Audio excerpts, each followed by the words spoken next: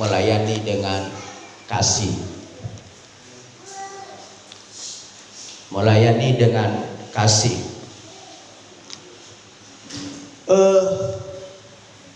Bapak Ibu Saudara, melayani dengan kasih berarti melayani dengan sukarela, senang hati, atau ikhlas tanpa mengharapkan sesuatu yang menguntungkan. Itu yang disebut dengan melayani dengan kasih. Melayani Bapak Ibu Saudara tidak berbeda-beda. Sebuah cerita saya baca di sebuah buku. Begini, salah satu orang kaya dan orang kaya ini dia punya segala sesuatu. Bahkan pun bisa dikatakan bahwa dia ini orang kaya yang bisa dikatakan bahwa memiliki segala sesuatu. Nah, tidak ada yang kurang, tidak ada yang bisa dia khawatir tentang harta dunia. Dia kaya dan sangat kaya, Bapak Ibu, sangat kaya. Lalu akhirnya Bapak Saudara di akhir daripada hidupnya, karena Bapak Saudara jauh dari Tuhan, tidak mau melayani Tuhan, maka akhir hidupnya Bapak Ibu Saudara bahwa kematiannya begitu mengerikan. Bayangkan di akhir daripada hidupnya, kukunya saja tidak terawat, rambutnya tidak terawat, dan giginya patah-patah. Dan itu sebuah buku itu Bapak Saudara, dan dia sangat menderita dalam kematiannya karena jauh dari Tuhan.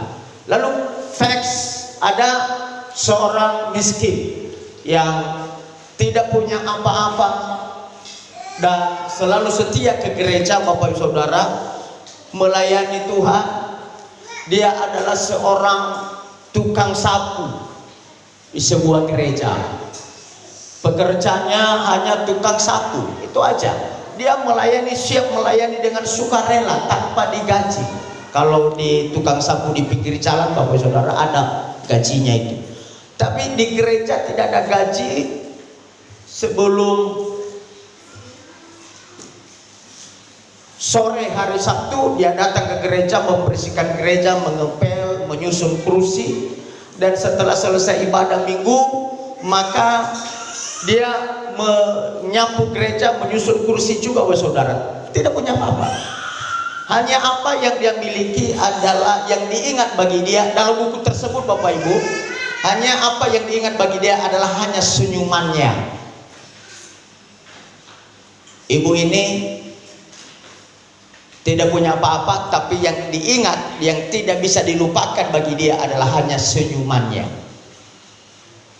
Dia mati dengan terhormat. Dia mati dengan banyak orang, dan dia mati dengan banyak orang mendoakan dia. Sangat berbeda Bapak Ibu dengan orang kaya. Nah, Bapak Saudara, saya kembali kepada firman Allah. Melayani Tuhan tidak harus berdiri di atas mimbar. Tapi melayani Tuhan, Bapak Ibu Saudara, adalah kita perhatikan ayat ini. Saya mengajak kita untuk kita bisa memperhatikan ayat ini. Yesus punya moto. Yesus punya moto di ayatnya yang ke-6 dan ke-7. Dia mengosongkan dirinya dan mengambil rupa seorang hamba dan menjadi sama dengan manusia. Artinya melayani sesama atau melayani manusia. Bapak Saudara, kita lihat dan sangat memperhatikan ayat ini, Bapak Saudara. Melayani Tuhan adalah melayani dengan kasih. Melayani dengan kasih, Bapak Saudara, yang pertama kita harus menghilangkan kepentingan diri sendiri. Itu yang disebut dengan melayani dengan kasih. Melayani dengan kasih menghilangkan. Ayat 4 berkata bahwa jangan mementingkan kepentingan diri sendiri. Artinya melayani dengan kasih menghilangkan kepentingan diri sendiri, karena tidak mungkin orang melayani Tuhan kalau kita masih punya kepentingan.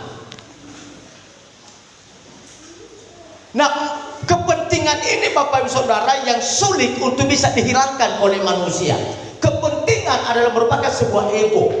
Kita memperhatikan Bapak Saudara, alat negara atau perwakilan rakyat Bapak Saudara diambil dari partai Golkar, PDIP, Hanura dan lain dan sebagainya Bapak Saudara.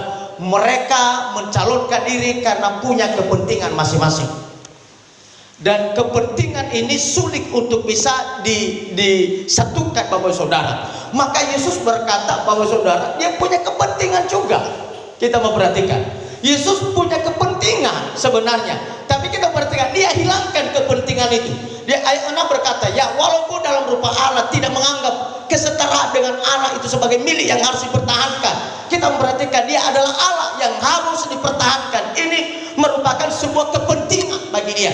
Tetapi ayat 7 berkata dia mengosongkan itu, dia menghilangkan itu dan mengambil rupa seorang hamba, menghilangkan kealahannya, menghilangkan kepentingannya demi untuk melayani orang lain, demi untuk memberikan pelayanan bagi orang lain Bapak Saudara. Dia menghilangkan, kalau dia pakai kealahannya Bapak Saudara, maka tidak mungkin dia melayani Tuhan. Dalam sebuah gereja Bapak Saudara, kalau kita bawa kepala desa kita di gereja, tidak mungkin kita menjadi seorang pelayan Tuhan. Lu mungkin kepala desa no masalah beno so mimpin puji-pujian. Ya, atau bangun no masalah beno no singa. Itu adalah merupakan sebuah kepentingan Bapak Ibu. Ru anak bu bebeku masalah beno no pelayan. Kadang-kadang seperti itu. Bapak Saudara, hilangkan kepentingan supaya kita bisa melayani dengan kasih. Amin.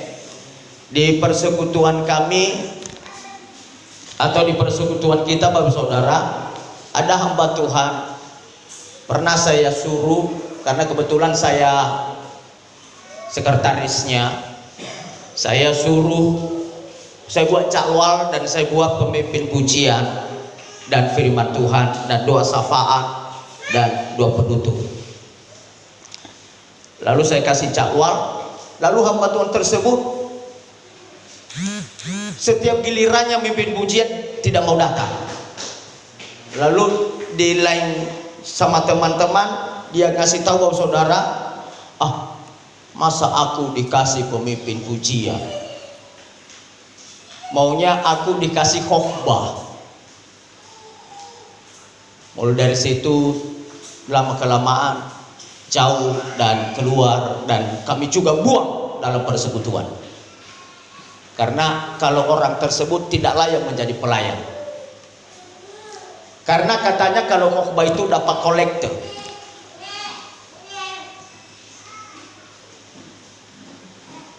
Dapat kolektor. Saya melayani di Kalbar, seorang gembala.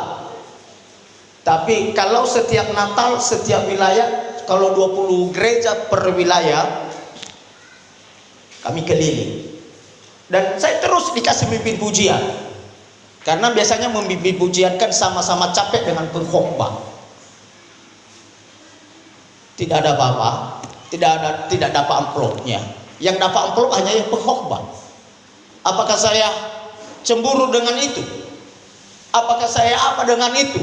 Karena firman Allah berkata, kita melayani dengan kasih.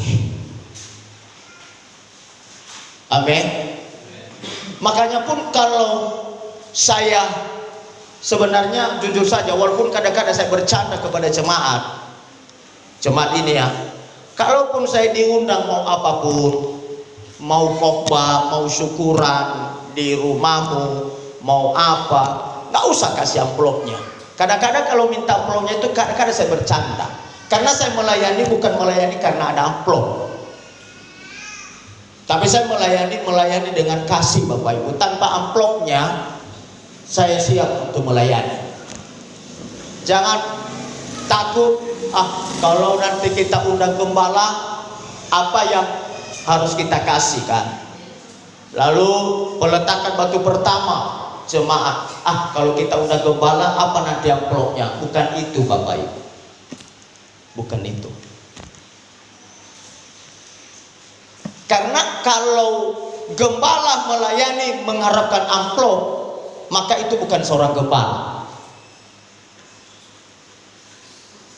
Tapi gembala melayani adalah dikatakan dalam firman Allah adalah melayani bukan karena kepentingan, tapi melayani dengan kasih. Melayani dengan kasih ini adalah sukarela, dengan senang hati, ikhlas.